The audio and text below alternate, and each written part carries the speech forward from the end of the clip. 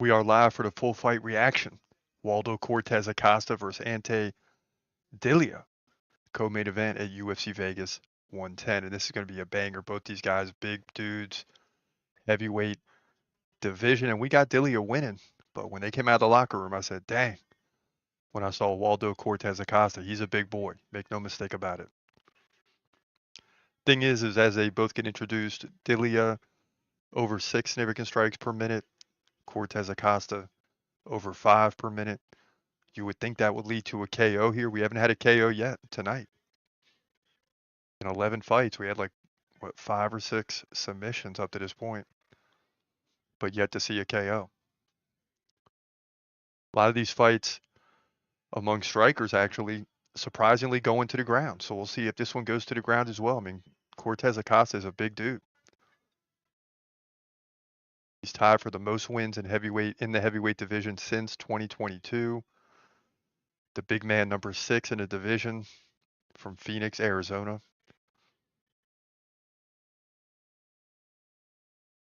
And he's getting introduced right now, 14-2.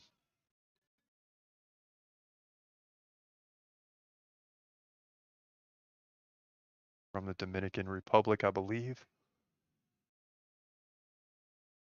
And man, this is definitely got to be a big difference in terms of weight, even though it's heavyweight division.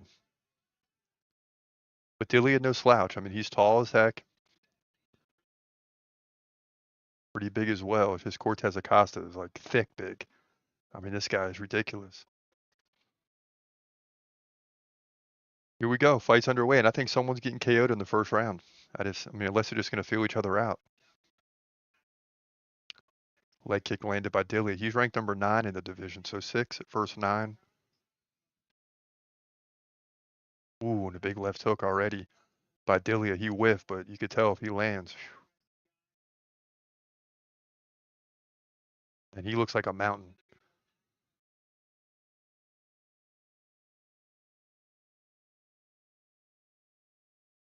And Dillia looks more athletic, a little bit leaner. Cortes-Acosta a little shorter, but thick. Curious to see how this plays out. Cortes throws a right across the body. Dillia comes in, and already they're up against the fence. Here we go, y'all. We've seen control all night long. Now Cortes flips it.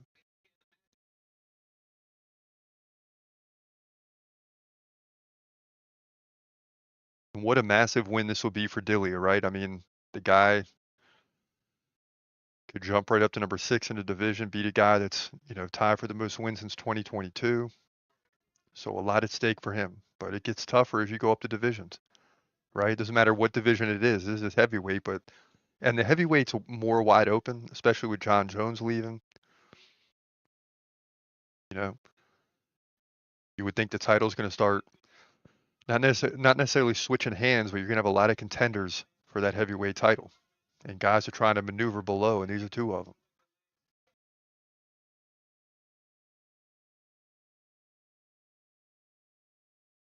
Cortes building up control time, but Dillia looks comfortable, even though his back is against the fence. Problem for him is he's so tall, it's hard to get low. He is digging the underhook. He's working his way, trying to get out of this. Nice shoulder strike there by Cortes-Acosta. And Dillia gets loose, back in the center.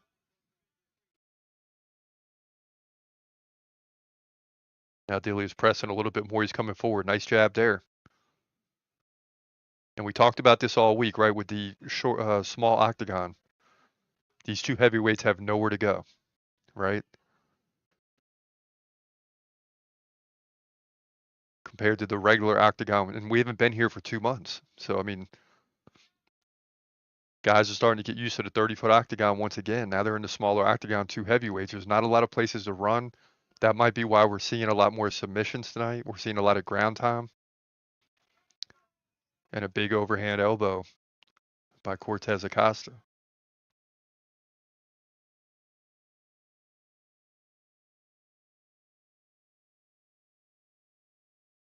And what you want to see here is a good fight because you want to see the heavyweight division build up in the top 10.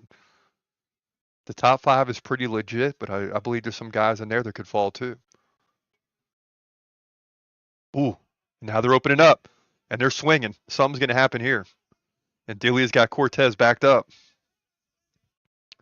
Oh, we got a poke. And now they're not stopping though. And that's it. The fight's over. Delia gets the KO or TKO win. Cortes-Acosta is probably going to be upset though because I think he believes he got poked. Maybe it's hard to say. The ref said no, keep fighting, and then he had to stop it. So Ante Delija gets the win, and now he's saying he got poked. We'll see the replay. Oh wow, Mark Smith now saying I want to see the replay. We've never seen this before.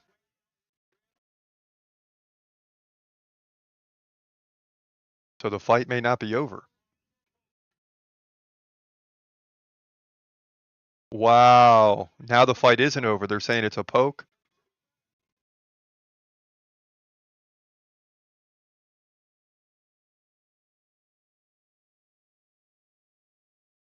I mean, they can't restart the fight, right?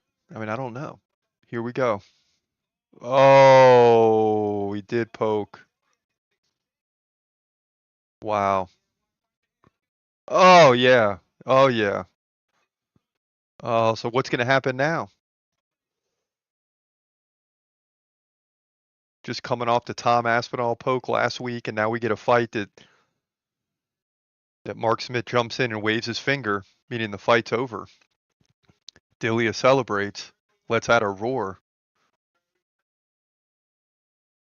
and now we don't know.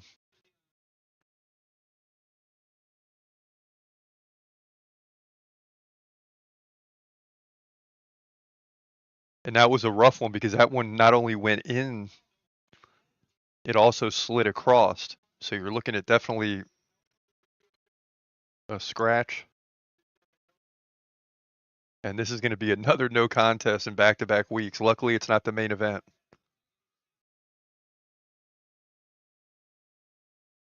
Oh my goodness.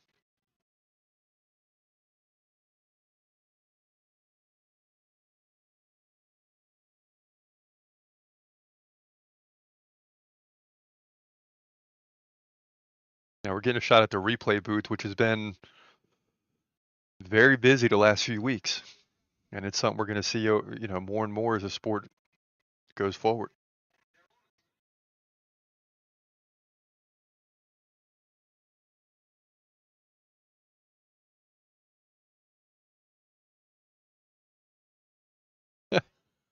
Now they're putting Acosta on a timer, so they're saying the fight isn't over. I mean, this is the most awkward situation.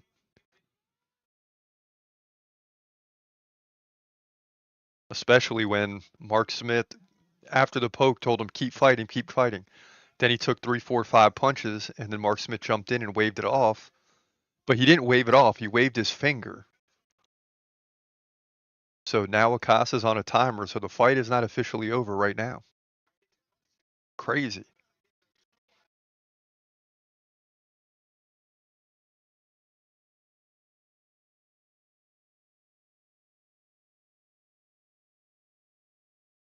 I mean, this sport's been underway for what, 20 plus years? But every week it's like we're seeing something new, and the video replays are becoming more and more important now as it enters the sport.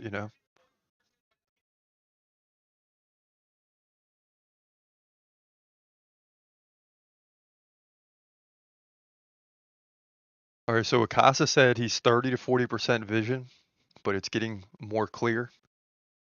But I mean, we're well over 3, 4 minutes right now.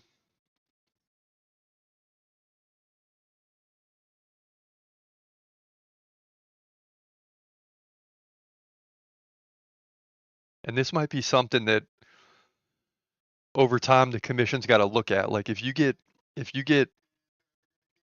kneed low, kick low, or you get poked, we might need to go to more than 5 minutes. I know that's a rule, but back-to-back weeks now, we're seeing it. 5 minutes goes by real quick when you get poked.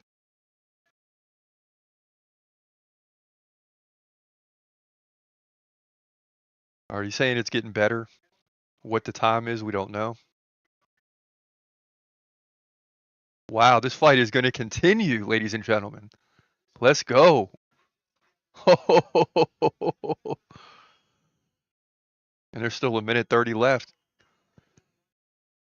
And if you're Dillia, how do you combat? How do you get your mind right? Right? You just ran around the octagon, pumping your fist, celebrating with your team, and all of a sudden you're back in it.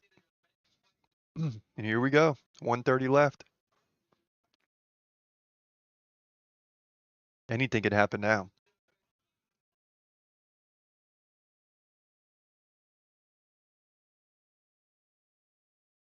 Waldo lands a leg kick.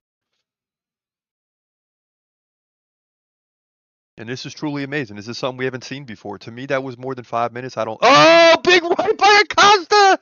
Oh my God! And Cortes-Acosta wins the fight!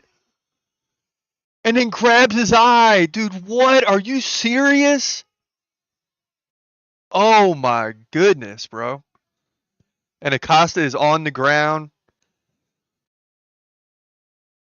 still grabbing at that eye. It's almost like he knew he had a minute and 30 seconds. That's it. Oh my goodness, what a win. People are going to be talking about this.